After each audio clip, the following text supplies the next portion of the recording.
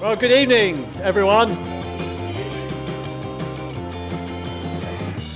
It's great to have everybody here. I'm Murray DL. I'm the Dean of the Merrick School of Business, and this is an event that we look forward to every year. It's very important to us, and some people ask, why is it that we're running an entrepreneurship competition? And there's two simple reasons. Entrepreneurship's is in our blood, because at UB we were founded by entrepreneurs, and so it's in our blood.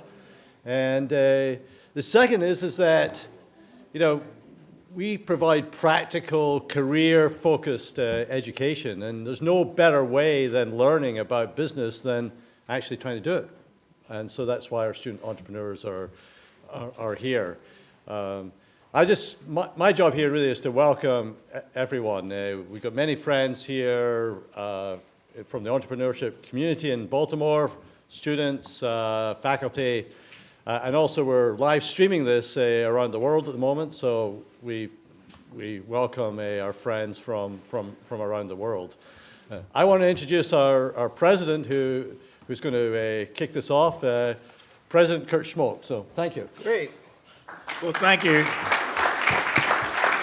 Thank you very much, Dean DL. Ladies and gentlemen, it's a real pleasure to see you. As Murray mentioned, the University of Baltimore was founded by entrepreneurs for entrepreneurs. It was actually back in 1925. It was a merger of a night law school and a night business school, and we've been focused particularly on education for adult learners for so many years, and we're very proud of the fact that we're among the best in the nation in serving that population.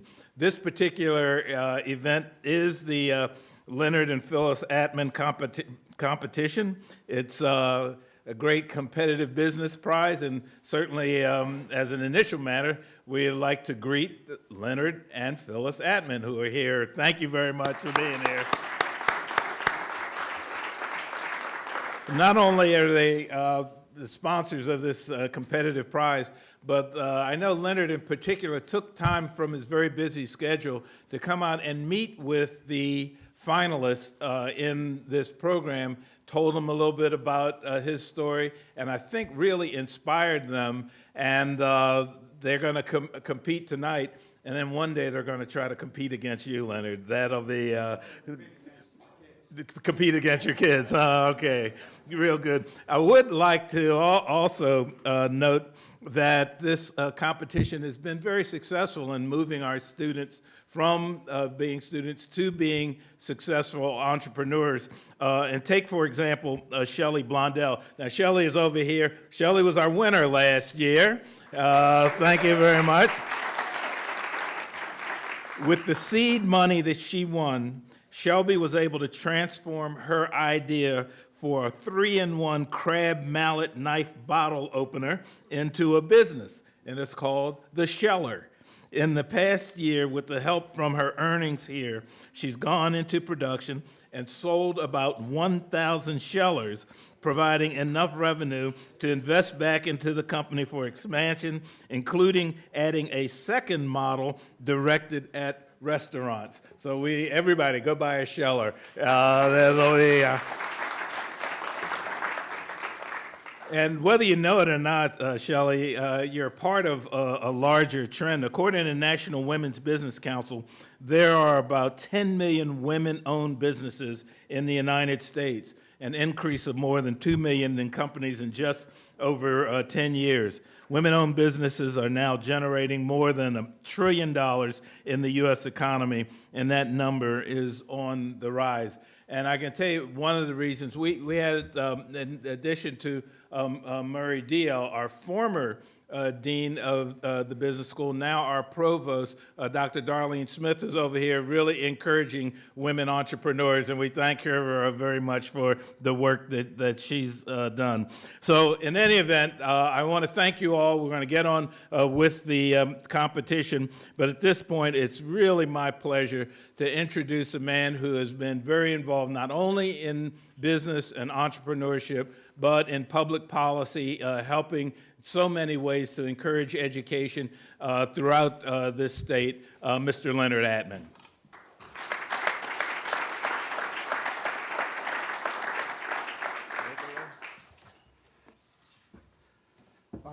President. What a delightful pleasure it is to be here again this year and share this wonderful idea that my wife and I put together several years ago.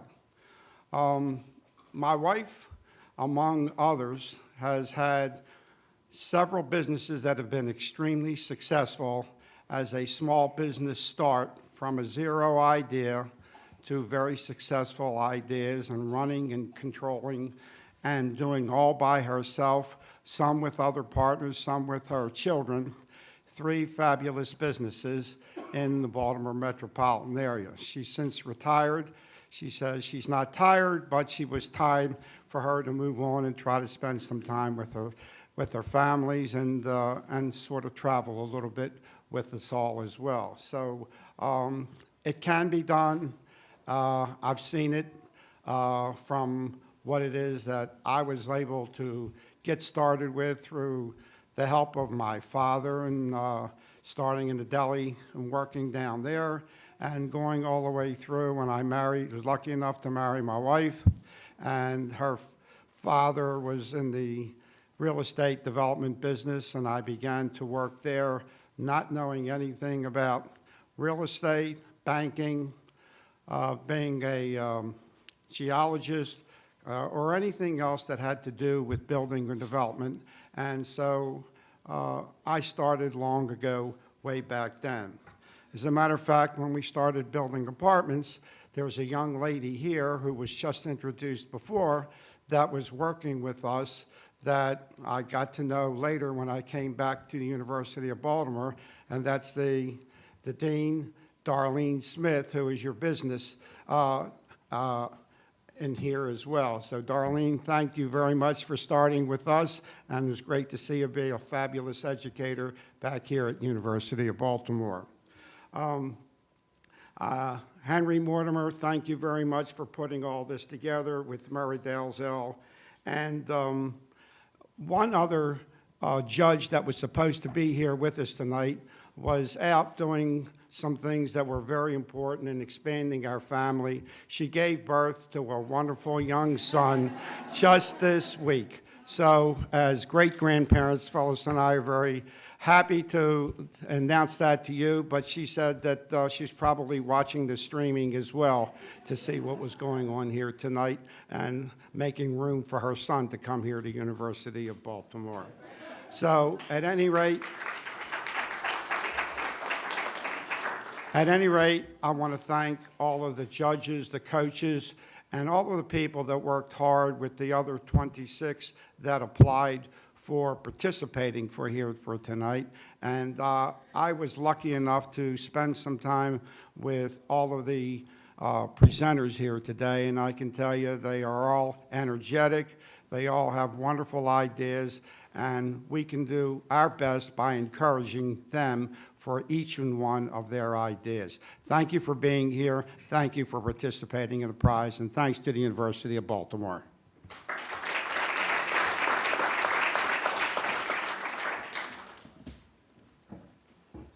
Thank you, Mr. Attman. Good evening, everyone. So tonight is going to be audience participation encouraged kind of a night. So when we say good evening or when we bring our contestants out, I'd like to practice getting a round of applause. So good evening, everyone. Good evening. All right. And thank you and welcome to the 6th annual Leonard and Phyllis Attman Business Prize competition. I'm Henry Mortimer. I'm director of the Center for Entrepreneurship and Innovation. And before we get going, I just want to take a couple of minutes to first, before we introduce our judges and competitors, I want to say a few words about the center, which we are, as we call it, the front door for entrepreneurship in Baltimore. In 2016, the CEI celebrated 10 years of encouraging and supporting entrepreneurship and learning among UB students and alumni and faculty and staff. Our ongoing goal is to help students and others launch and grow business ventures while providing opportunities to educate, engage, and collaborate with the Baltimore business community, which is really why we are here tonight. The types of students that we attract are, first and foremost, we have our entrepreneurship fellows. They're select students that come in, apply in with a business idea, and then spend 2 years in the classroom and in the center as an incubator, nurturing and, we hope, launching a business when they graduate. We also attract students who are studying entrepreneurship, some of whom are probably here tonight. They may have their own businesses, are considering entrepreneurship as a career, or perhaps are taking classes here at the university. And we also welcome alumni. Looking for at least 5 years back, they are encouraged to come and partake in our programs, our initial counseling, physical space, and the ability to set up a new business with us. So our main goal is to provide emerging entrepreneurs with access to the Baltimore business community, as I mentioned. We have partnerships with numerous local organizations and companies, including Startup Maryland, the ETC, Baltimore, MICA, Coppin, Morgan, and Towson universities. And then our entrepreneurship in residence tap into the local expertise of volunteers in their fields. We have folks from SCORE, the Baltimore Small Business Resource Center, as well as specialty specialist professionals in legal, accounting, HR, marketing, et cetera, who come in and spend many, many hours volunteering their time to work with our students. So we also offer workshops and seminars and several business pitch competitions throughout the year, including tonight. We do this again in the spring. And all of this is available to all students and everyone on campus at the University of Baltimore, and available for free. And we are housed right next door, so that's a list of some of the folks that we work with, some of whom are here tonight. Next door, we have, in our physical space, we have set up a sort of a collaborative incubator, co-working space, similar to what you might find at the ETC. We also offer 3D printer, which is supported by UB Center for Digital Communication, Commerce, and Culture, and a digital recording studio downstairs for commercial-grade video production. Our goal really is to serve as a bridge from the classroom to help students gain real-world, practical experience and to advance their careers. And I invite you to come by for a visit anytime. Now, on with the competition.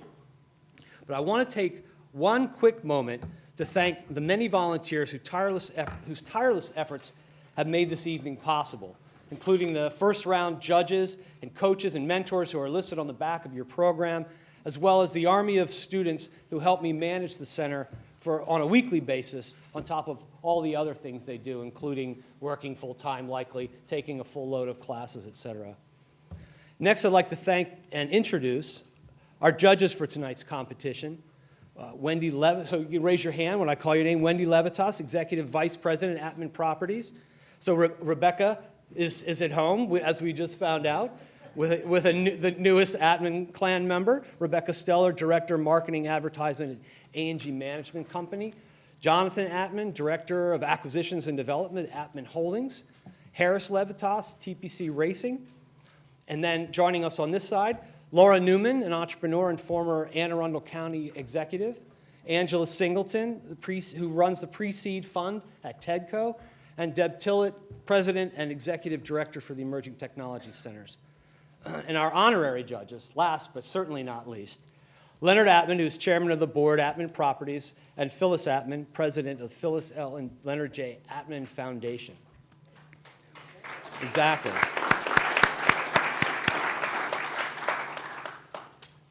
The rules of the competition are simple. Each of the 6 finalists will have 5 minutes to pitch their businesses to you all and to this panel of judges. And they are listed, they'll be coming in the order they're listed in the program. And the judges then have a combined 5 minutes to ask questions, so around 10 minutes per participant. I'll keep time and let everyone know when there's a minute remaining. And then, as I mentioned before, audience members, you do play a part here. We encourage you to cheer on the contestants, like I mentioned. We'll try that again, right? And we do want you to cheer loudly because we're out on the internet, the World Wide Web there. Although I do ask if you refrain from clapping or cheering during a presentation. And then don't forget to vote for your favorite contestant using the ballot inside your program. That is the third prize for this evening. One more acknowledgement, speaking of prize monies, that I want to make before we begin. I'd like to invite Jason Tagler to come up here and deliver the first prize of the evening, the Pitch Creator Hustle Award. I'll let Jason describe what that is. Thank you. Good evening. This is a wonderful event. It's great to be here. I'm really excited. Thank you. So my name is Jason Tagler. My day job is I'm a growth equity investor at Camden Partners, and my volunteer passion project is Pitch Creator. I founded in 2014 with the goal of helping to create jobs in the Baltimore area by teaching entrepreneurs how to communicate with investors and lenders and raise capital for their businesses. And we were really thrilled to work with Henry and the team here at UB's Entrepreneurship Center this year to help the 6 finalists prepare for this competition. And the way we did that is we have an online course, and we wrapped around that online course some custom coaching. So Calvin Young, who works with me, worked one-on-one with all the finalists. And Calvin couldn't be here today, so he's sorry he couldn't join. But as we all know, grit, persistence, and hustle are really important parts of entrepreneurship. And we wanted to just, in our way, from the Pitch Creator team side, recognize and celebrate the entrepreneur finalists who worked the hardest during the coaching process and the preparation process and made the most progress. So we call that the Hustle 500 Award. It's in the form of $500 in this jar. And this is, unlike Bitcoin and Ethereum, this is accepted at all Baltimore establishments. And hopefully it will get used for celebrating and potentially putting back into the business, but we hope celebrating. So without further ado, Calvin, who did all the coaching, chose the finalist, or the person who's going to win this award, and I don't even know who it is. So we're going to open it up and find out. And the winner of the Hustle 500 Award is Crystal Santafel.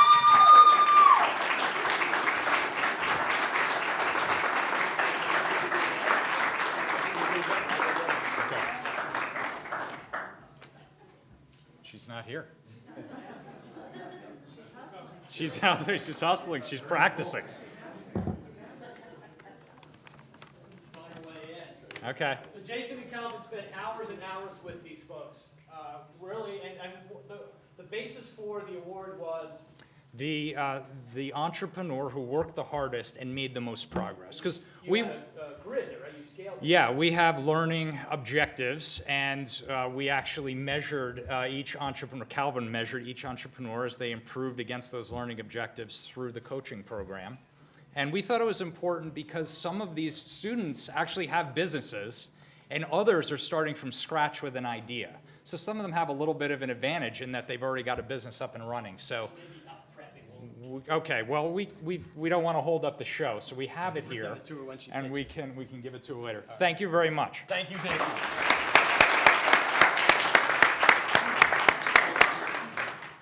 All right. Well, here she comes. Yeah!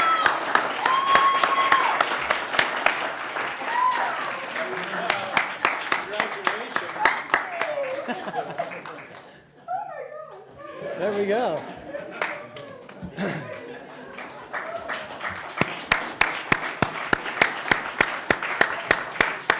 All right, so without further ado, on with the show.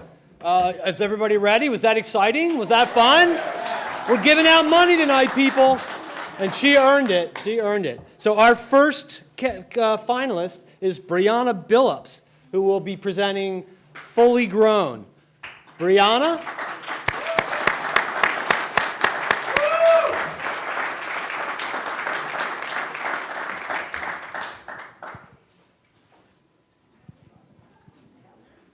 Come on out, Brianna.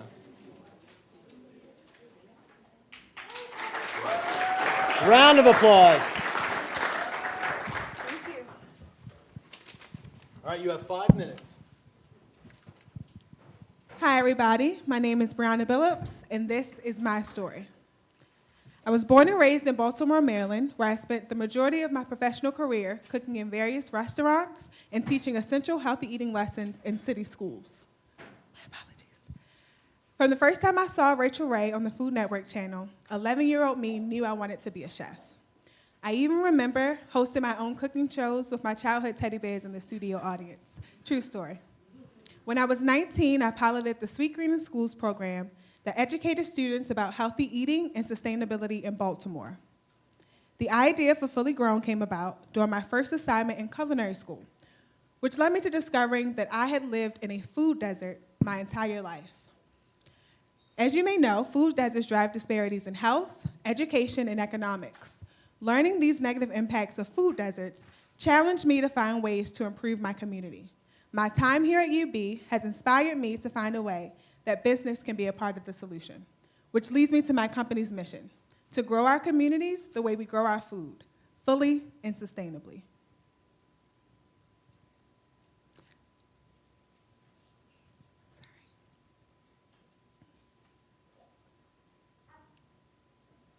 Sorry, guys.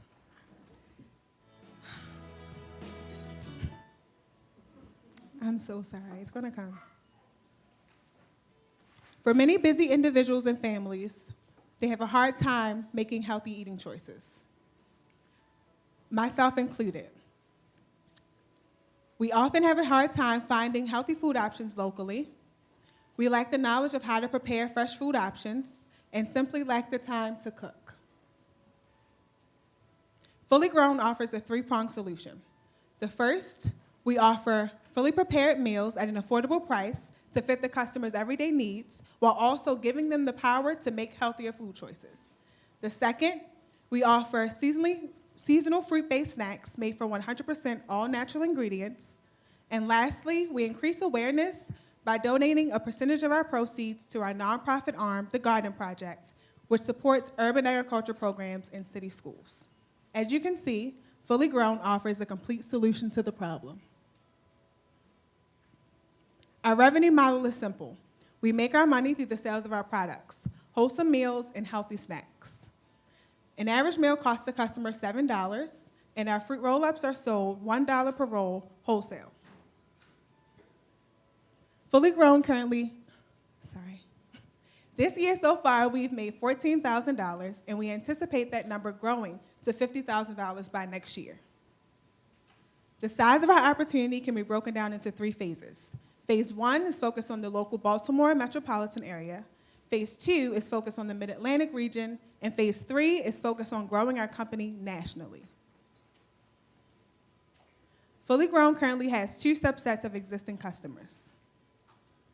Retail locations including Dovecote Cafe and OK Natural, and the 27 recurring customers who on average purchase 4 lunches and 2 dinners on a weekly basis. We are currently working to have our products placed in Prime Corner Grocery Store, Eddie's Markets, local Whole Foods market stores, and 9 other retail locations.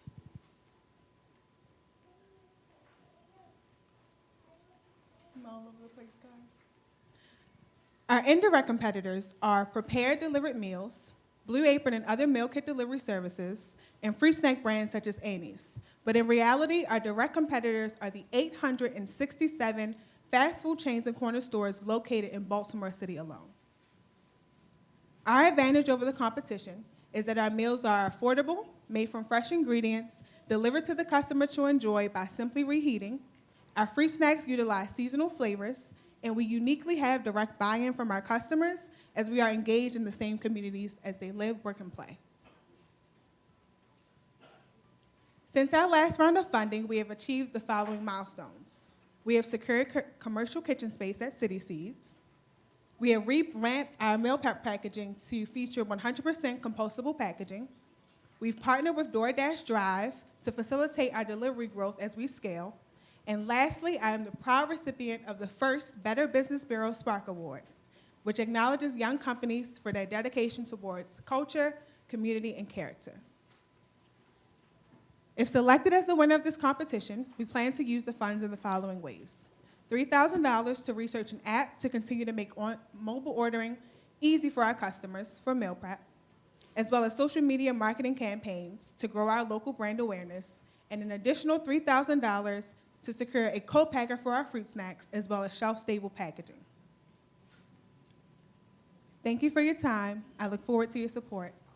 Any questions?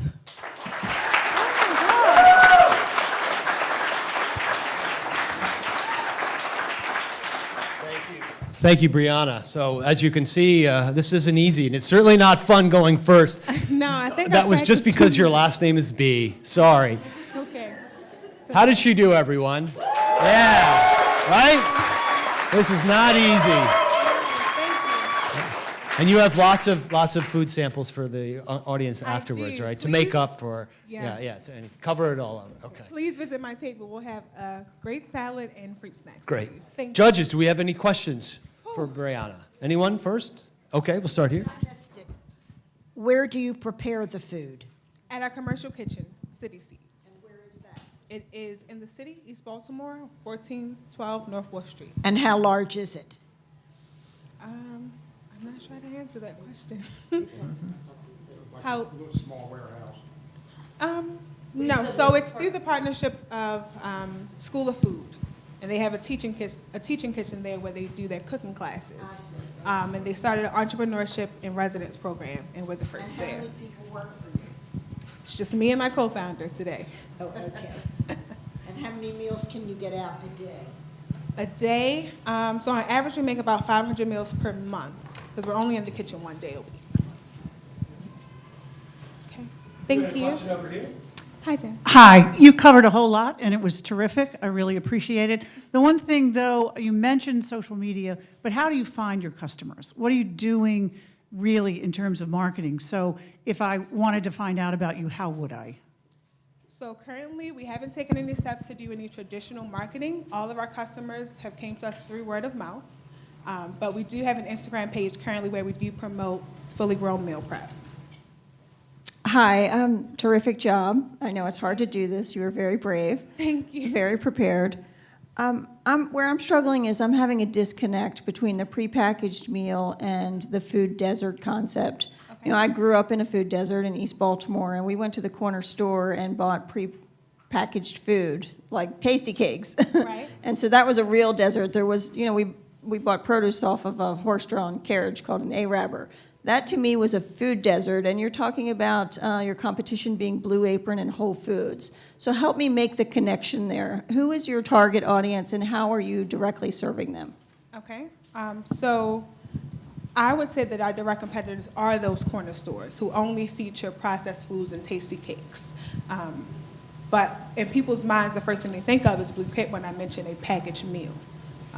So as far as the food desert goes, our competitors are the corner stores, and we want to be able to bring a healthy meal that's already prepared, that takes the thought out of what's for dinner, and allows customers to make a healthier choice without having to think about it. Does that answer your question? I'm sorry. Yeah, so let me just take it a little bit further. So your price point is $7 for a meal, which could be pretty expensive if you have 4 or 5 people in a family. That would be fairly expensive per person. Is it $7 per person? And secondly, are you able to get it to those locations? Are you servicing the corner stores? Are you able to deliver to those locations to serve the audience?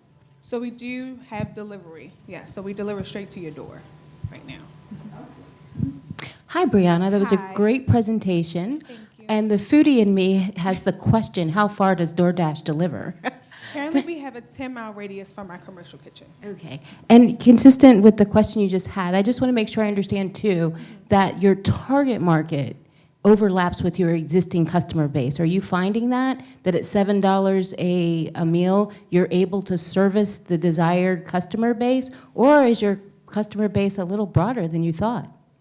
I would say our customer base is pretty broad. Okay, so now I think I'm finally understanding your question.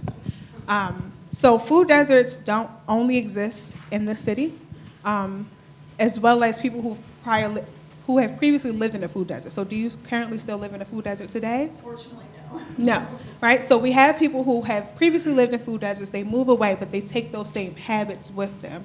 So to answer your question as well, our base is broader. So I think the furthest customer we have is probably Hartford County.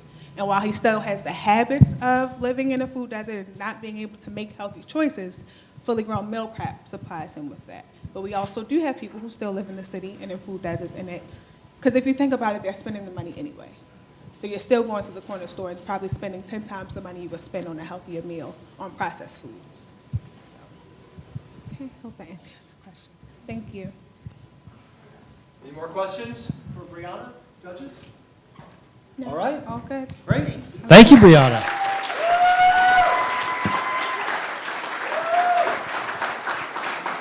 All right, so next up we have Willow Hendershot, who will be pitching Prevail.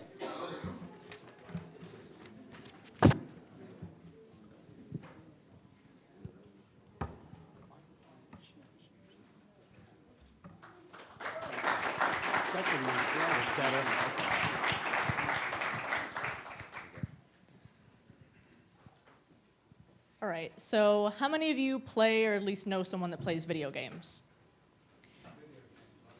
How many of you have or know someone that has a mental illness? Those questions might seem like miles apart, but I'm willing to bet some of you thought of the same person when you answered those questions. I know that because I'm one of those people. My name is Willow Hendershot, and I've been living with depression and an anxiety disorder for many years now. Growing up, I was afraid of meeting new people and going outside, so instead I stayed inside and played games. And through going on adventures and fighting evil from the safety of my couch, it made me a little less afraid of the outside world.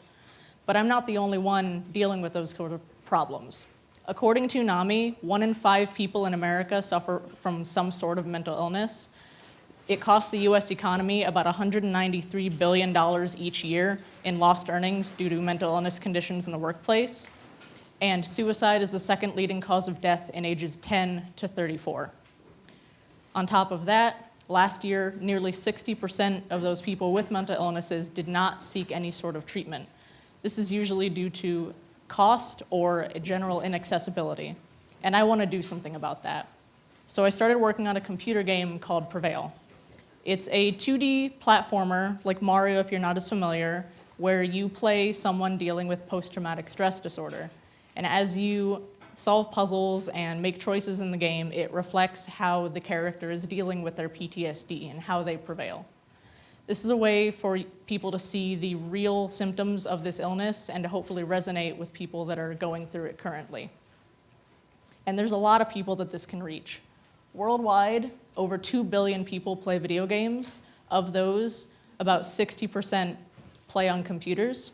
If we divide that by 5, with the 1 in 5 from earlier, it gives you a target market of about 200 million people that I can potentially reach. So by the first year of release, I'm hoping to get at least 500 to 1,000 copies bought. This is mostly going to be done through Steam. It's the world's largest online gaming distribution platform. In the future, I'd like to also expand that into PlayStation, Xbox, and Nintendo platforms. And I'd also like to reach out to crisis intervention centers and inpatient therapy facilities to see if those patients could benefit from playing the game. And it's all just to reach that target market of ages 15 to 34 who either have a mental illness or who don't but want to learn more. So obviously I would like to sell on my own website too, but in selling through Steam, even though I will only get 70% of the profits, I'll still be making almost double what I would normally make if I just published it on my own. My main competition is going to be other independent games. They cover a very wide range of topics, but most only cover mental illness from a personal standpoint, rather than with the inclusive educational aspect I'm trying to. There's also AAA games, which are your high-end, very massive production, but those typically don't talk about these sorts of sensitive issues because it's just too much of a risk with their multi-million-dollar budgets. There have also been some psychologists and psychiatrists that have commissioned games from small development teams, but these are also usually expensive and they only reach a very small target of that doctor's patients. Prevail is something different. It's meant to give a sense of solidarity to those people that are dealing with this problem that might not have any other support system. So besides having lived through this, I have a degree in game design. I started working on Prevail in 2015 while I was getting my degree. When I was working on it in class, it was voted the best indie game within my grade. When I came to UBalt, I also applied for both the Wilson Presidential Scholarship and the Entrepreneurship Fellows Program. In both applications, I included my work on Prevail, and it was the primary reason that I was awarded both of these scholarships. So I'd like to have a demo released by late next year after I've got my own website up. After that, I'm going to need to start building another team, especially a programmer, in order to start working on the full release of the game. With this round of funding, most of it would be going towards a new computer so that I have the hardware and software needed to work on this demo. Any extra money is going to be going towards more research and other software and external tools for developing that demo. So that hopefully I can start figuring out how people will prevail in 2019. Thank you.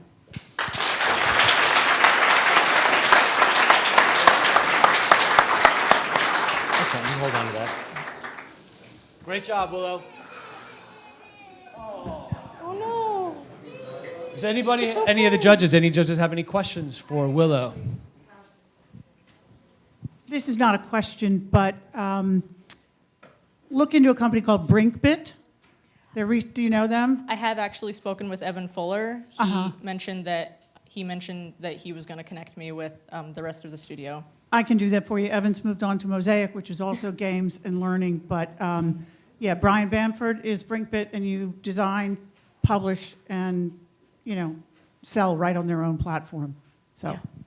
great. Thank you. So is the goal, a really terrific job, by the way, and kudos to you for, tackling such an important subject. Is the goal to bring awareness or to help those with mental illness better deal with it? So it's meant to do both. The primary audience is going to be people that are currently suffering from mental illness, but it's also, anybody can play this game. If it can also educate people who aren't as familiar with these symptoms, then that's all the better. Thank you. So Willow, what a great vision you have, and I know you will prevail. Great name, yes. Thank you. What analytics are you going to apply to know the effectiveness of your tool in solving the problem? So the game has multiple endings in it. The different choices that you make throughout the game determine which of the multiple endings you will get. And I'm going to have analytics that sort of figure out how many people reach what endings to get a better sense of the general player base and how they the different ways that they look at the problems throughout the game. Other questions from the judges? Yeah, one more? I'm not coming up with the questions, but I have one more suggestion. University of Maryland Systems MIPS partnerships, they'd be a great opportunity for you to potentially get the research done by one of the University of Maryland Systems schools and paid for. That's awesome. Thank you. MIPS. There was one question over Any here. questions on this side? So how will you market the game? How will people know what it is? And most people with mental illness don't really realize they have it as well. Most of the marketing will probably be done through Steam. They do a lot to bolster the different indie communities and the small, even individual developers. I'll also be trying to market it through my own website, and also there are several people on YouTube that play video games on there that have already expressed interest in playing the game for their channel.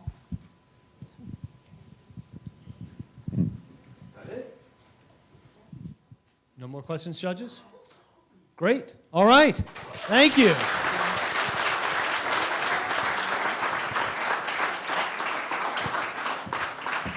Well, I don't know about you all, but we're only 2 people into this, and I'm already having a hard time figuring out who's my favorite.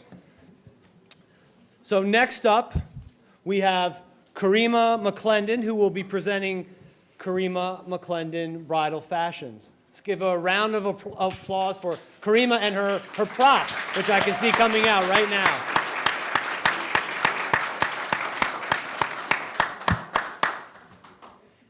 Do we sing Here Comes the Bride? Here comes the bride. Wow. Karima McClendon, everyone.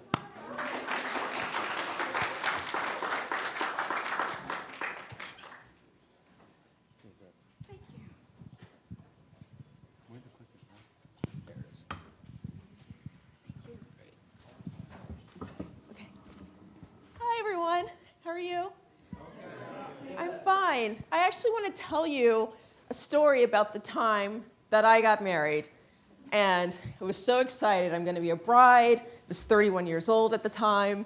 And I decided, I know I'd worked in the industry as a gown designer, but I'm planning a wedding long distance. I can't be bothered with this. So I went gown shopping, and it was a disaster. Every style was the corset style, and I'm thinking, my 90-year-old grandmother-in-law-to-be is going to be sitting right there. I cannot have cleavage up to here and my back out. And so this became a problem because every store that I went to only seemed to have these styles for younger brides. And that happened in 2005. It's still happening now. That the problem is that there seems to be not enough gowns for brides that are between the ages of 30 and 55 years old. And so that problem becomes that brides like me either have to go shop from place to place and settle on a gown that's inappropriate, settle on a gown that's the cost of a small car, or have your gown made like I did. Now, luckily, I knew how to source, and I knew how to go and get the best prices, and I knew who I could trust to make my gown. But not every bride can do that. And so that's where my company comes in. Karima McLinden Bridal aims to solve the problem that stores have of having this spot where brides cannot find a gown that's suitable for them. And what we can do is supply stores with this gown. We use designs that are sophisticated but not dowdy. We use silks, French lace, and we can supply these gowns in a price point between $2,500 and $6,500 retail. So our pricing model, our revenue model is twofold. One, revenue comes from the actual stores buying the samples, the gowns that you see normally hanging in a bridal shop when you go in. And on top of that, and we figured we can sell 3 per season or 6 per year per store. On top of that, when the stores generate more sales through those samples, that's more revenue for us. And so total, we figured that we can generate per store $101,500. And when you take away our expenses for manufacturing the gowns, marketing, so on and so forth, that we can net $49,300 per store. Now, what's important about this is that in the United States, bridal company, this is a $3 billion industry. Even with us getting 1% of the industry, of the market, that we could create 15 jobs for stitchers. These are jobs that are here in Baltimore because the gowns would be manufactured in Baltimore, and that we can also have these as skilled full-time jobs with a livable wage. And so our plan is to roll out between now and February of 2019, working on our first collection of gowns. April of 2019 is considered the national open to buy for stores, but we would only target the mid-Atlantic region and call it a soft rollout. In October of 2019, that's when we plan on rolling out to stores nationally and selling our gowns nationally.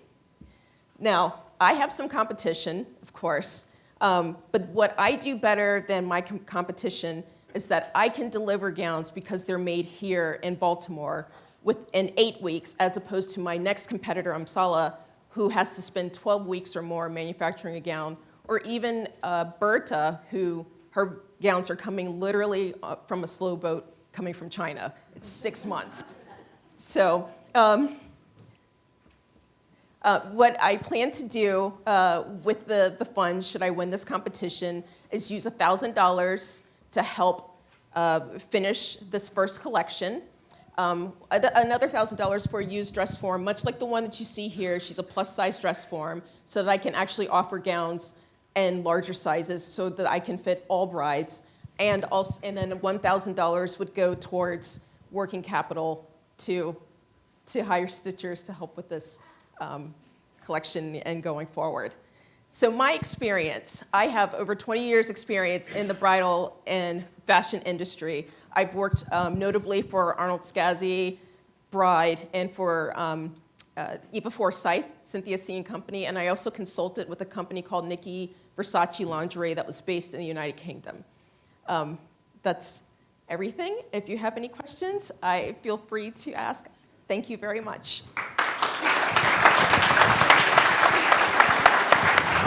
Thank you, Karima. Do you make the gowns? Yes. And you have a group of people that help you make them? Right now, I do not. I am searching for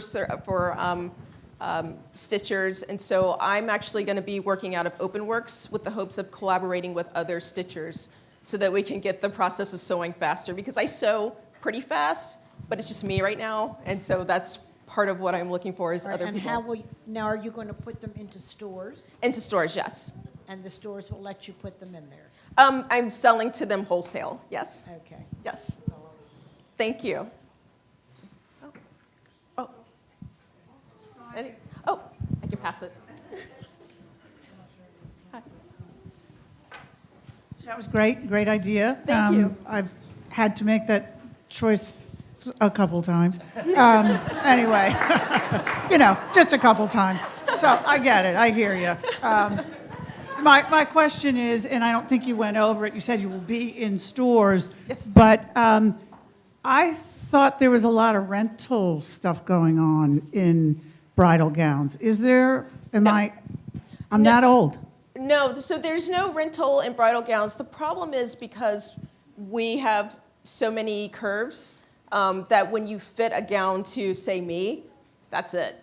Okay. Like you'd have to find someone else who's 5 feet tall and built like this. Yeah, I got you. Okay. It was something I didn't see, and obviously I don't have the domain expertise except to do it. Anyway. Thank you. Hi. Thank you for sharing that. That was wonderful. I really enjoyed it. I particularly enjoyed mature aesthetic because that was my category when I was shopping for a gown. I didn't really define it that way at the time, but I like it. This is my question. Have you sketched out your first collection? And, Yes. for those of us who are a mature aesthetic, there are certain things that we're always looking for that are difficult to find in a gown. Yes. The arms, the waist. We want something that's comfortable, Yes. but at the same time feminine and flattering. So Yes. I'd be curious to know if you've already given some thought to what the first collection will look like. Yes, absolutely. So this neckline that you see on this dress, this is like the most flattering neckline for all women. It doesn't matter what your weight is. I was heavier when I was married. That was the neckline that I wore because it was indeed the most flattering. And then also like a basque waist where it does this, so it makes you look taller, and slim in the front because when I designed initially for myself, it was poof. And then when I tried on the first sample, it was horrific. So I had to like slim, build in slim in the front and then have more of the drama in the back. And so that's what for women who are built like me, you can still have it slim in the front and then all of the drama in the back and it still be quite flattering. Yes. Anyone else? Any other questions? Sure. Oh, yes. Yes, so I'm wondering, you mentioned that the markets you're targeting are women between the ages of 30 and 55? Yes. Do you know the actual size of that market, and is it growing? That market is growing. So the part of the problem with the industry is that when brides were first, getting married in our mind's eye of what we think of a bride was from 1960 when she was 20 years old. The average age of a bride getting married for the first time now is 31 years old. But the industry still designs for that prototypical 20-something-year-old bride. And then in addition to that, 40% of that market is people who are getting married either for the second time, one partner or both partners. And so this is a growing market, especially, yes. So it's huge. It's not a niche play here. No, yes. Interesting. Yes. Great. Thank you. Great. Any other questions for Karima? All right. Thank you. Thank you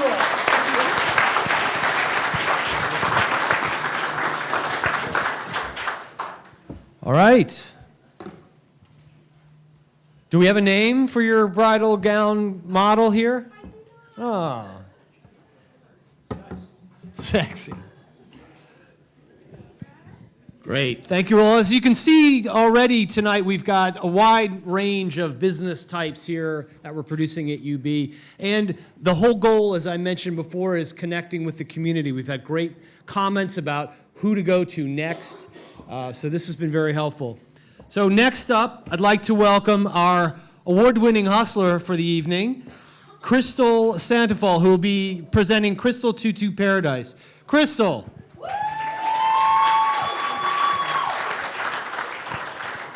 Hello, hello, hello, everyone. How y'all doing? I love the response. Thank you so much. That'll make me feel better. Hey, family, that's pointing to me. All right, so let's get down to the nitty-gritty. All right, Crystal Tutu Paradise is a business that started solely because I wanted to give my niece, Crystal, a custom outfit for her birthday party. So, the birthday party, we planned it in August. We're like, we want to give her this big shebang. It was trolls.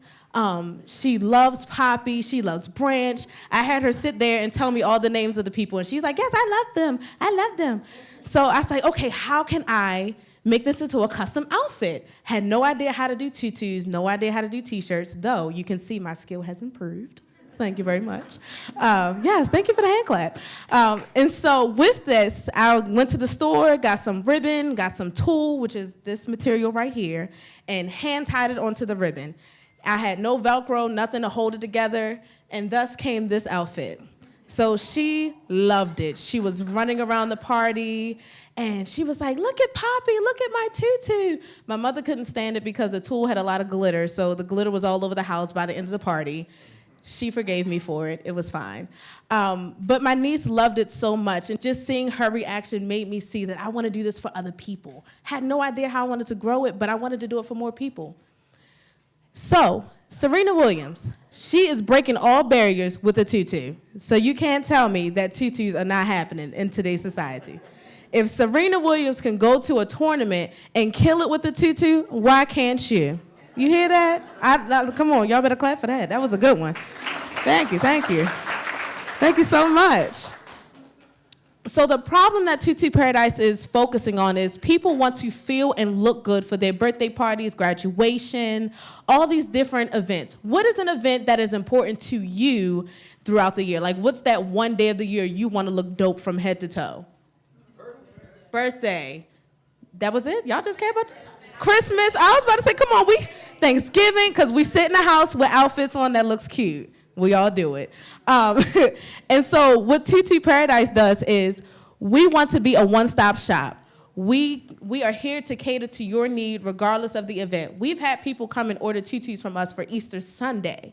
So she went to church in a full-length tutu, like I am the baddest thing in this church, praise the Lord. And so we were able to cater to that. She knew she wanted to look good on Easter Sunday, but she just didn't know what it was. And so that's when we came in and we gave her that one-stop shop for her and her daughter.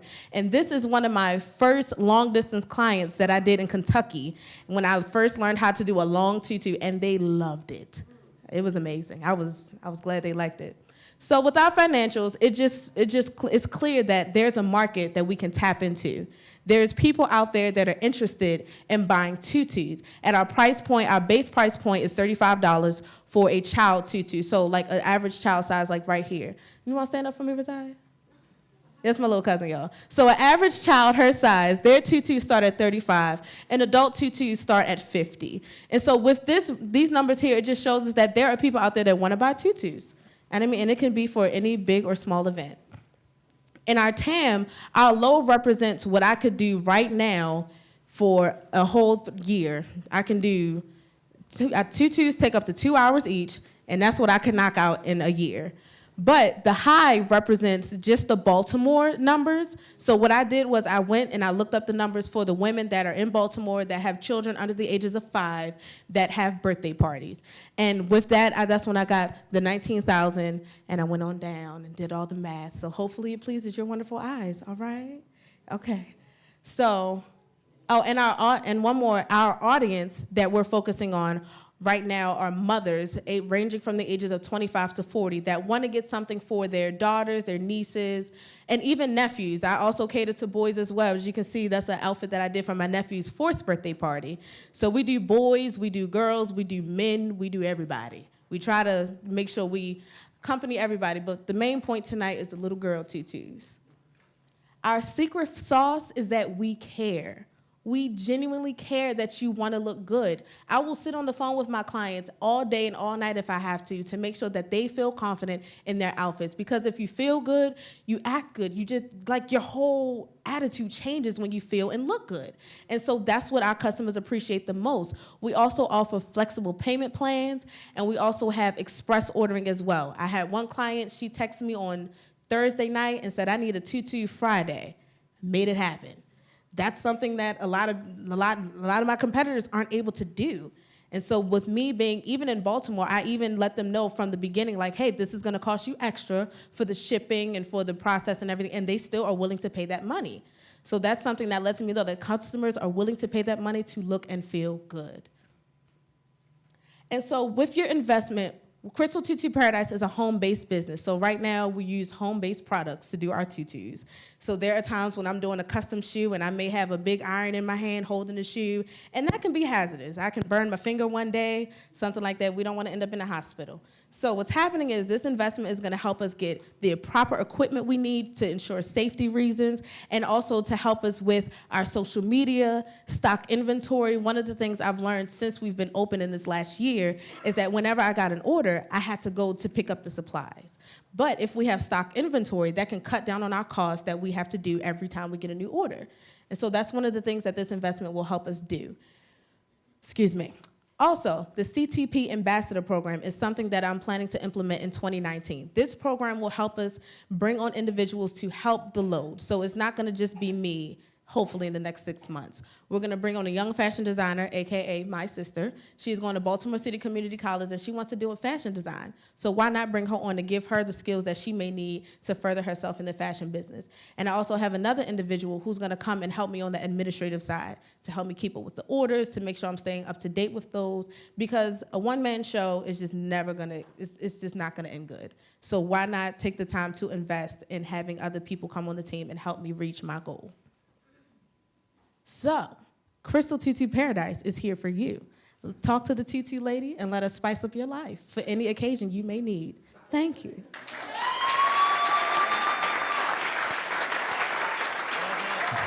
Well done, Crystal. Judges, do we have any questions? Like, what color is yours going to be, Deb? Yeah, what color? I got you. So I think you addressed it a little bit at the end, but this is all about you, and it's your personality and your passion and making this happen. How is it scalable? How do you get to grow? So right now, so we're in the process of building our plan, because that is something we want to grow. So that's where the ambassadors come in. That's when we want to build our social media presence, because right now we're going against people that have been on social media for a while. So they have up over 2,000 people following their page. And so right now we're trying to build a clientele that will get us that wide range of clients, because right now we're only focusing on that little bit. And so we're trying to expand our client base, and I think that's one of the ways we're trying to improve with making it grow. Does that answer your question? Yeah, the one thing that was concerning to me is that you definitely talked about how long and how much time you spend with a customer. Yeah. And that's very you. That's your personality. Yes. It's ingrained in you. How do you begin to find other people that will be that as well and then help you grow your business? So the CTP Ambassador Program, I just really got it to the nitty gritty, but I've actually been using one of my close friends. I've known her for about 5 years. She's really been helping me with the administrative side, talking to my clients for me, and she's able to give them that personality that I have, where people still feel like this is still getting done. Even though they're not talking to Crystal, they may be talking to my helper, and she's still able to get what they need at the end of the day. Yep. Yes, pretty much. So, yeah. First of all, let me just say, you have an extraordinary career in front of you. I don't think there's any question about that. And that definitely deserves applause, because you're a rock star. Thank you so much. You're a rock star, and you're going to do amazing things. I'm Thank looking you. forward to following.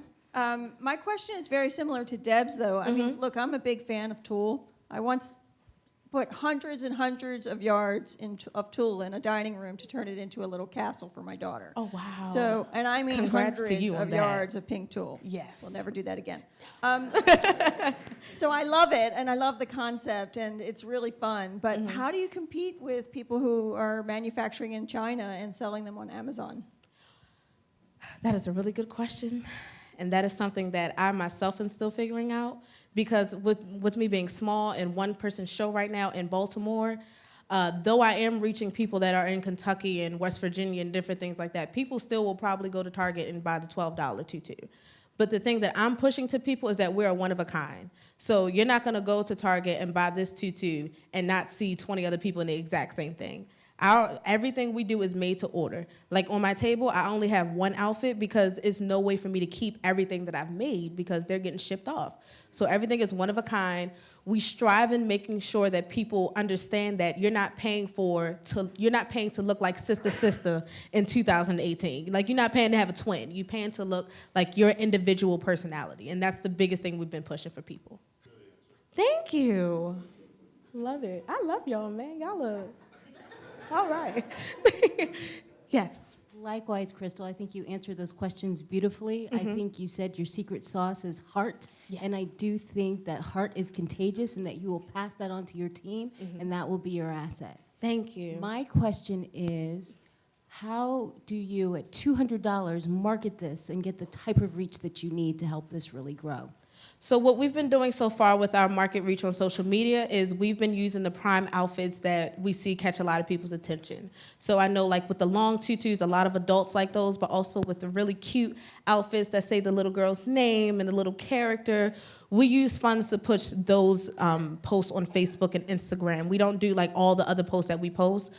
So we strategically pick the outfits that I feel confident about all my outfits, but some of them you just step back and be like, I did that. So the ones that I feel like it's something that's different and new, I push those out there, and a lot of people, and what we're trying to do is we're trying to turn those likes into clients. And so what I'm doing now is when people comment and say, oh, I love that, or they tag someone's name, I'll send that person a message. So we go the extra step in making sure if you like our post, if you like our Facebook, we're talking to you to see how can we help you, regardless of the event, the situation, the age, no matter. Like we take that extra step to get in contact with people that potentially could be clients.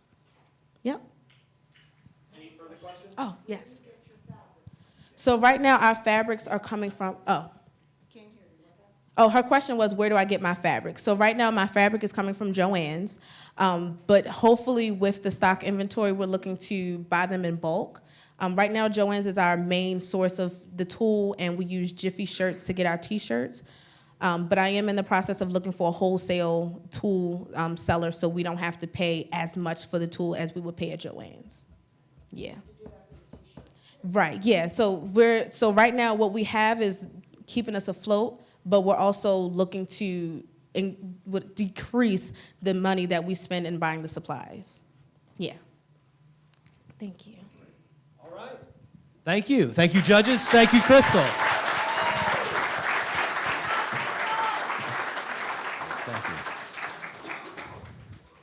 Well, I said it before, but I'll say it again. What about these contestants, everyone? Right? I'm excited. We have two more. Our second to last coming up next is Makita Thompson, who will be presenting the Party Room. A round of applause for Makita.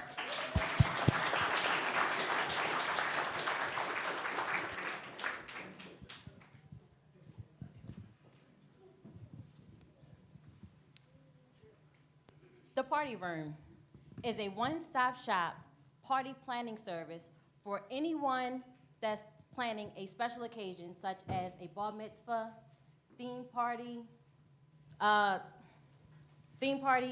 recital, small concert. Hello everyone, my name is Makita Thompson and I am the CEO/founder of The Party Room. I have been working in the entertainment industry over the past 8 years, creating custom props and costumes for individuals and briefly as a venue provider. And I am here tonight to tell you about the absolute best party planning service money can buy that is deliverable to your home or any venue of your choosing. Has anyone here ever taken on the task of planning a party? And more than likely, you can recognize this situation on my right. Standing in long retail lines just to pay high price for party supplies, or for my tech-savvy bunch, searching through hundreds of vendors on bargain websites such as eBay or Amazon just to end up disappointed when expectations fall short. In our mind, we all want that wow effect when we plan in a party, but some way or another, we end up with a situation like this. Yep, pretty lame. That's your party. And the reason why is because awesome party props and decorations are expensive. However, the party room is your #1 solution. All you have to do is make the call. Our team of experts will show up to your doorstep ready to deliver you stress and ease by saving you time and money, and of course, designing your party better than you. There are alternatives that offer some, but not all, of the options that the party room has to offer. Our research indicates that the party room is simply the smarter way to plan, saving you way more time and money while offering you way more accommodations. Here's how. The party room basic package accommodates 75 guests. For only $700, you get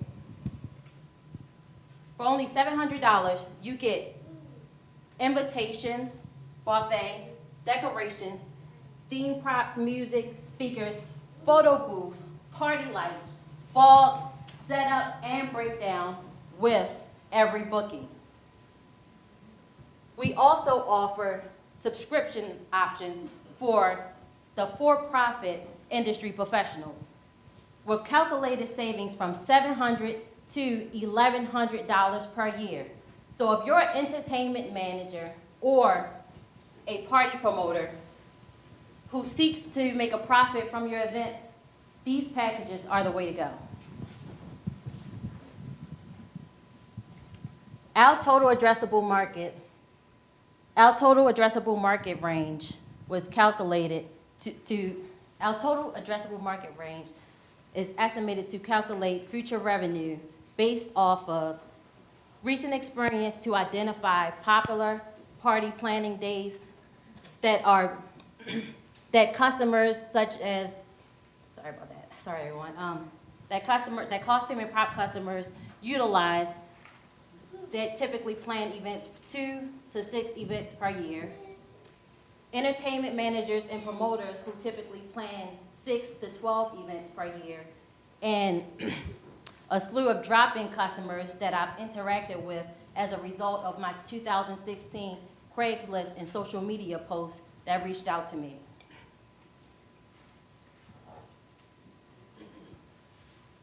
Year 1, our projected revenue is expected to reach $179,200 with a gross margin of 57%. Through investing,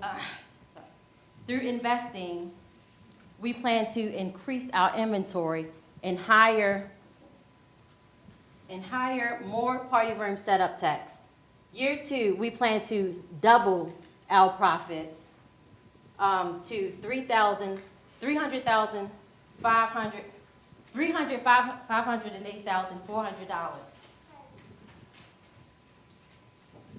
The way we plan to utilize the funds from this Attman pitch competition: $200 will be spent on 10 heated buffet trays, $260 for 4 LED bar counters. A total of $1,356 will go towards 4 special lighting units, 2 fog machines, 2 portable speakers, and 2 professional speaker devices. $1,000 will cover 2/3 of the cost of the deposit for the photo booth, and $184 remaining will go towards the first 2 deliveries for the zip car service. As you can see, the potential for this investment round will enable the party room to be cash flow positive by 2019. And that will bump us into the cash flow range. I appreciate the opportunity to speak with everyone here tonight. And remember to contact the party room for your next event. If you want an event you and your guests will never forget. Way to go, Makita. Judges, do we have questions for the party room delivered? Anyone? Phyllis. How many different types of parties can you do? Because each one costs a lot of money when you do the different decorations. Okay, the way that we plan to tackle that problem is I have real estate, so it's like I plan to use that as storage for the themes, and what you're getting is a rentable service. So it's like you're not actually purchasing the props as they are. You're just renting them. You're renting them for a base price. So it don't matter what your theme is, whether it's a decades party, silhouette party, masquerade party, you're gonna pay the exact same price. And then the food will be different or the same at every party? What we do is we actually provide resources for like vendors such as caterers and stuff like that, but the buffet setup does not actually include the food, but we will find you a caterer. So that's the whole point of, like, when you contact us, you don't have to search for anything. We'll put you in contact with caterers to fit your budget. We'll put you in contact with, you know, if you need liquor distribution or stuff like that, but we mainly create the look of your party, the theme. Other questions, judges? So the $700, how do you determine what size event that's for? Is it up to 75? It accommodates up to 75 guests. And then the price scales from there? And then the price goes from there? Correct. Like if the event gets larger, because that means that more than likely, it really all depends on what you need. Because like if you're in an empty venue and you need tables and chairs and setup, that could be an additional cost. If you need custom costumes, that could be an additional cost. But the basic package pretty much covers your theme, which is the setup, your decorations, your buffet style, your bar stall for your liquor, but does not include the liquor. Your photo booth that you and your Well, you guests had me when you had the liquor in there, but yeah, my real question is about how do you scale it and how did you come up with that base package price? The way I came up with it is because I used to have a party room venue, and for that venue, I charged only $500 basically for the same thing that you get in here, but everything that's pretty much here was already there in the club. So people only paid $500. I took care of everything for them, and it was like, this is a really great idea, and it took off. So my question is, your actual customer, is this a B2B play? You're selling business to business, you want to provide your services to people who are in the event space? Or are you selling to me, the consumer, because I have my husband's, birthday coming up and I've got 35 people coming and I don't want to fool around with it? So which is it? I'm selling, I'm B2C and I'm B2B. Like for you, if you want your event in your home, we would come into your home, design your home to fit whatever type of theme party you like.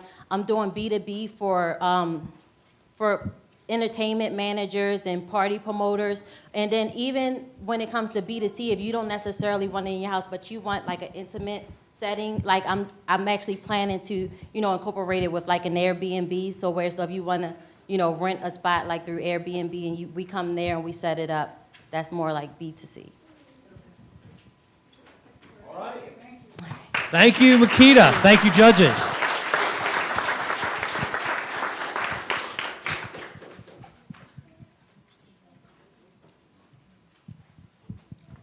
All right.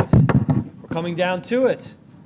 So finally, but last but not least, I'd like to welcome out Brittany Whitby and her teammate Demi, who will be presenting Charmony Naturals. I'm sorry. A round of applause.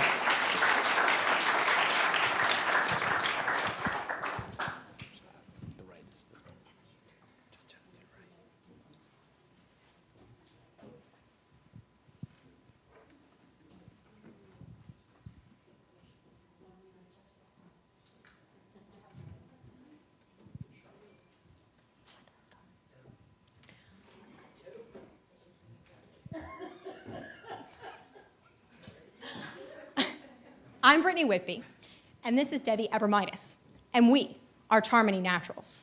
We've combined a mix of experiences in business, sales, and chemistry to create a hemp-based CBD cosmetics line of bath, body, and beauty products that combines the dynamic mix of hemp-based CBD and carefully selected natural botanicals.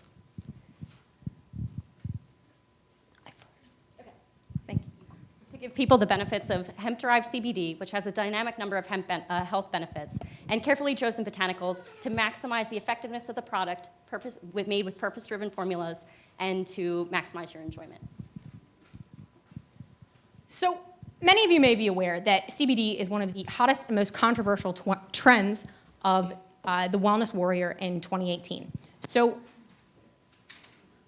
what is CBD? CBD is derived from a hemp plant. It is non-psychoactive, and it is legal to produce in Maryland for consumer goods. CBD, derived from the hemp plant, contains the high CBD levels, but low THC levels. So in layman's terms, it doesn't get you high. Very straightforward. So why topical CBD? All right? Topical CBD has anti-inflammatory properties and natural analgesic properties. Basically, it helps with muscle recovery, joint inflammations, strains. It also promotes cell regeneration in cases like psoriasis. And last but not least, it feels good and you deserve it. So what sets us apart from the competition? All right? We have some of our bigger producers here on the left, but the problem with them is they're big and they're cumbersome. All right? So they don't have the ability to quickly shift gears or offer limited edition products, but their span is very diverse. However, they're very dispensary focused. Then you have some of our competitive producers here in the middle. They have a very limited product line, and you can really only find them at cannabis-driven events or online, like on Instagram. We at Charmony Naturals, we strive to be both.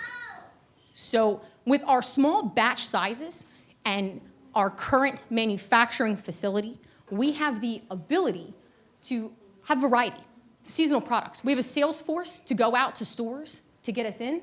We have a current web store that launches this weekend for consumer sales. We have several events that we are currently looking forward to, like the Natural Products Expo. Several launch promotions that are currently pending. We have a charity partnership that should launch in 2019. We're hoping to partner with 98 Rock for that. At Charmony Naturals, we make natural products, white labeling, with love, passion, joy. It's kind of what we do. So my grandmother, like many other people, fell victim to a snake oil that claimed to be CBD-based on Amazon. And unfortunately, after a lot of research, it really wasn't. So we plan to provide people who are buying these kinds of snake oil fake products on Amazon with the real thing. So we have made a hemp oil-based lotion to sell on Amazon that goes direct to the consumer, and they get a coupon to go directly to our website and get what they really think they're buying, what they really want.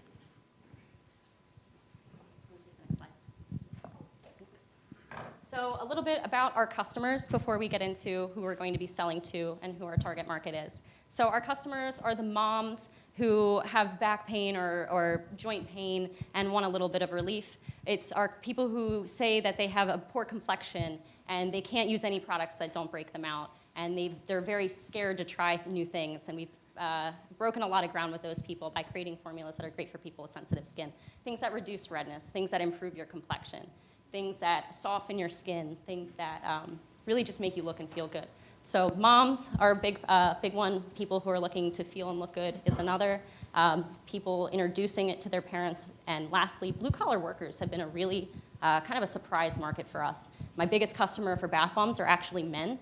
People who work hard, they use their muscles all week long, and they like to relax at the end of the week. So we're really grateful for people who try it. And yeah, they've converted from Lush bath bombs to ours, so that's great. So how are we going to reach these people? So we're intent on targeting businesses primarily to do the legwork of selling for us. So we're looking at health food stores, yoga and fitness centers for massage oils, and things that they can use after workouts to relieve soreness in their muscles. We're looking at dispensaries on a state-by-state basis. A lot of this is meeting licensing requirements in some states. Others are allowed to import CBD products into their system, provided testing and labeling criteria are met. So we're exploring those options. Head shops is the classic place where people know that they can find CBD, and we've closed a few of those already. And lastly, small beauty brands. So we'll be working with the Messy Buddha to create the massage oil candles, and they're looking for us to white label products for their stores as well. Okay, so traction. We have $2,000 a month in cash sales from people we know, word of mouth, and we're really grateful for those people. We have people who are picking up bath bombs, shampoos, conditioners, body washes, who rent hairstyling salons and barbershops and things like that, and they're picking up our products and selling them to accessorize their services that they offer. We are looking at hair salons who, like, what is it, Sprout is an organic salon here. There's also Crafted in Hamden, and they've expressed interest in us making products for them with custom scents and varieties, so we're talking to those people as well. We have direct-to-consumer sales with our web store popping up at the end of the week. We also are reaching out to the customer. We know that educating people about CBD is one of the biggest challenges that we're going to face. So the more face time that we get with these people who are going to try our products, the better. We are popping up a kiosk in Towson for their Maker Mart this Saturday. Come see us, please. And Saturday, the 1st of December. And actually, we just got the email to confirm that we definitely have closed a kiosk for White Marsh Mall from November 20th until January 1st. So we're looking forward to greeting everybody for their holiday shopping. And the White Marsh Mall kiosk. We also have 2 private label negotiations going on. One of them I mentioned, which was the Messy Buddha. The other is we have partners that we've been working with over time in Michigan who have kind of helped fund this venture early on. And with the law just having changed with Election Day there, and CBD being legalized now, they're looking for us to create products and use our formulas for their brand Revolutionary Remedies up there too, which is great. And lastly, the web store, which again, will be done this weekend. So how are we gonna use the money? We know we can crank out new formulas. We can make body washes that are also bug repellents for the summer. We can make gels that help heal your sunburn in the summer. We can make bath bombs that are warming in the winter. But we really need packaging. So we've been lucky to self-fund this so far. Friends, family, and favors has been the whole thing. We fundraised on GoFundMe to get this far. But the one thing we can't do ourselves is really buy the packaging and get the graphic design that we need. So we're really hoping to use this prize to elevate our product to something that is going to look better on a shelf. Thank you so much.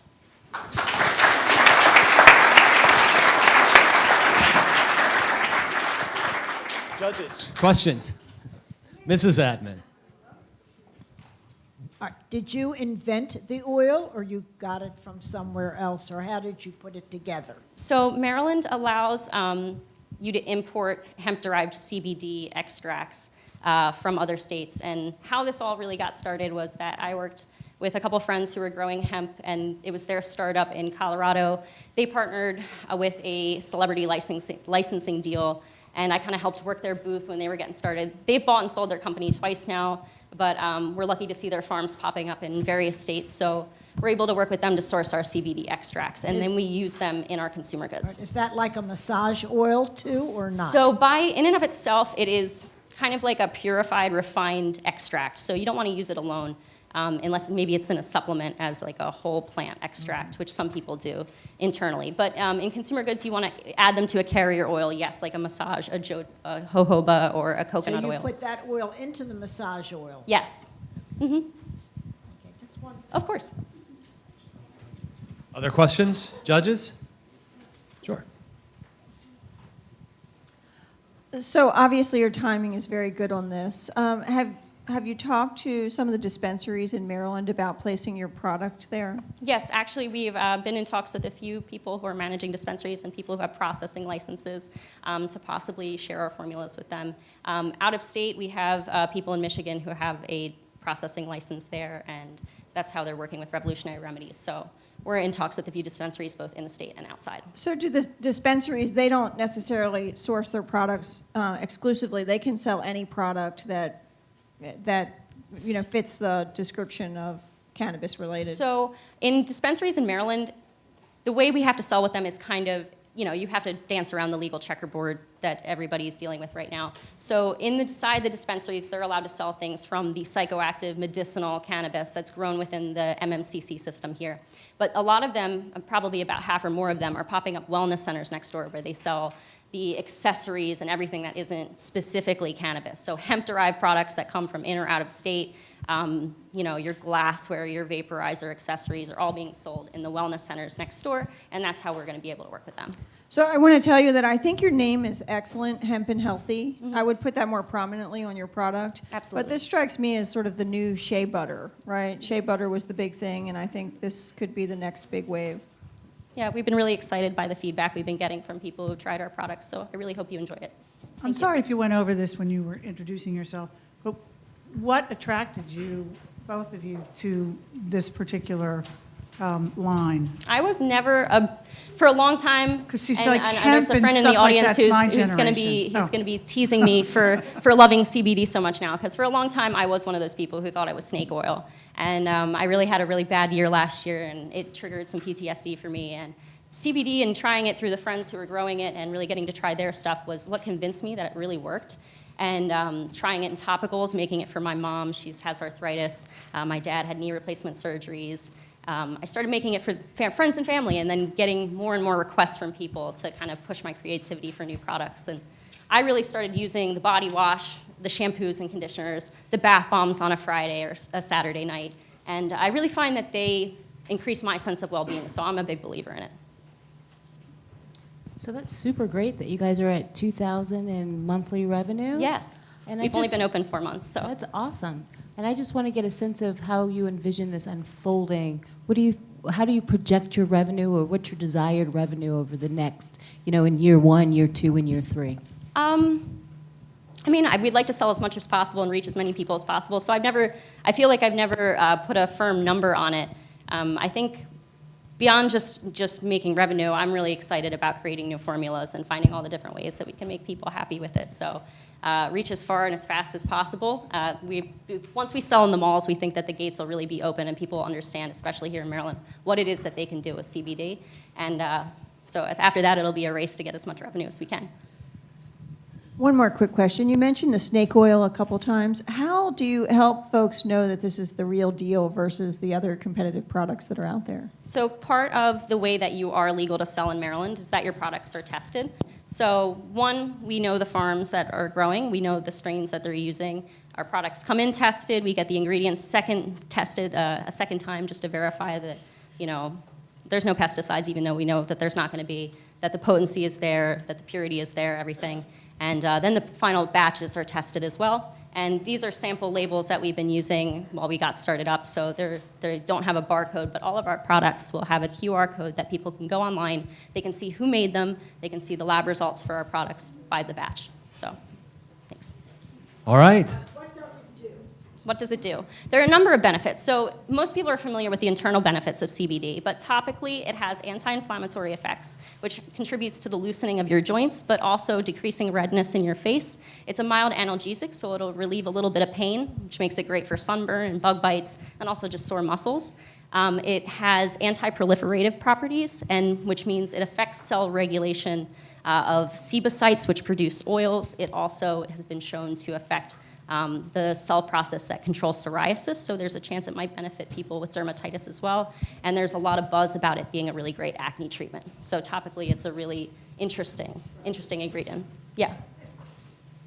All right. Thank you, judges, for your questions. Thank you. Thank you, Brittany and Demi. If you stay here, I'd like to invite the other contestants out for one. We're going to have one more round of applause. You get to see the contestants one more time. They bring them in. I don't know about these judges. I think they have their work cut out for you, but I think you all do as well. So make sure that you pick your favorites. They're not there. All right. Well, come on out one more time, everyone. Give a round of applause for our contestants for tonight.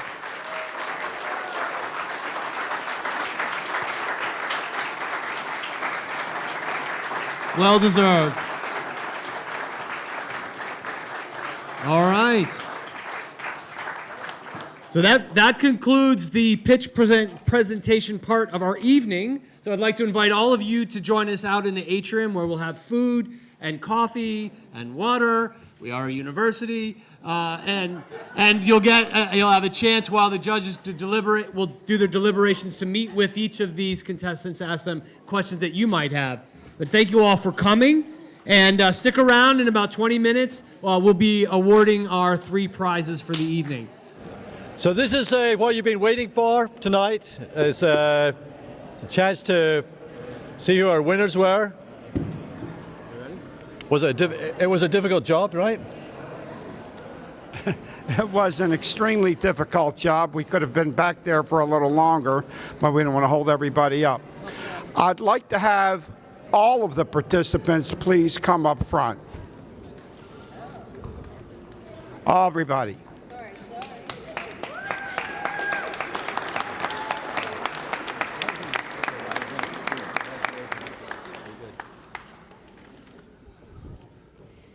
Everybody here? Jonathan, Harris? When I call you, come over here. First and foremost, I'm most appreciative to all of you that supported everybody, and let's give them all one big round of applause.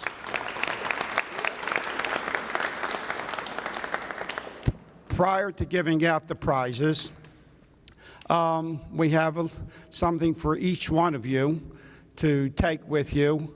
One is a book on the Attman family and what we all do and how we all participate in Baltimore and the metropolitan area. So Jonathan and Harris, come on over and give everybody a book. There may be... Okay. I have one that's shy because I didn't know that there were 7 of us that were participating in 6, but I have another book that I have to go find it, so don't worry about it. You're not going to be held back. And we have for each one of you 2 tickets to our University of Maryland basketball game at College Park. There we go. So you can take your favorite friend, character, lover. Yeah. Okay. There's 2. There should be 2 in each one. All right? Thank you. All right. All right. So everybody is a winner here at the University of Baltimore all the time. That's what we like, and I really appreciate the enthusiasm that everybody had, both in the audience and especially all our presenters. We're going to start off with,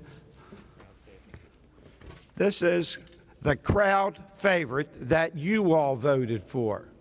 So all of you collectively made this choice, and we're glad to present this to Karima McClendon.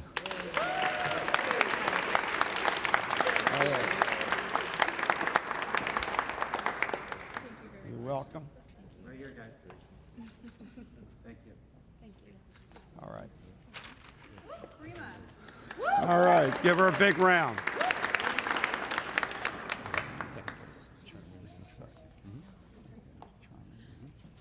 All right.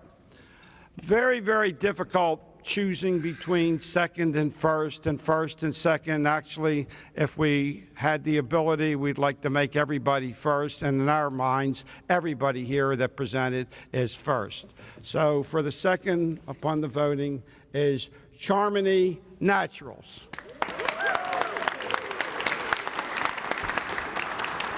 Phyllis? Don't take any pictures until my wife comes. Okay. Right, there we go. Here, you guys stand over here. Where you want? That's it. Yeah, there we go. Thank you. All right. All right, congratulations to you and great success.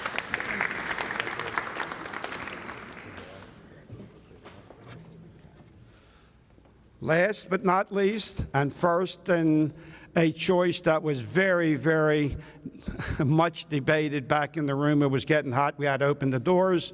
And so the choice turns out to be Prevail. Let's give her a big round of applause.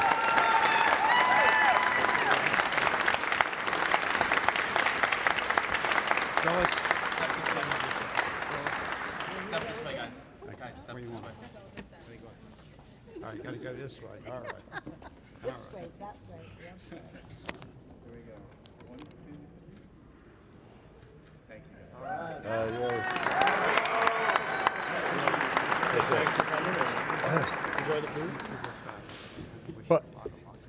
yeah. Thanks everybody for coming. There's still some food left, and there's still quite a bit of networking to do. So thank you, and again, Mr. Attman, thank you very much. I also want to encourage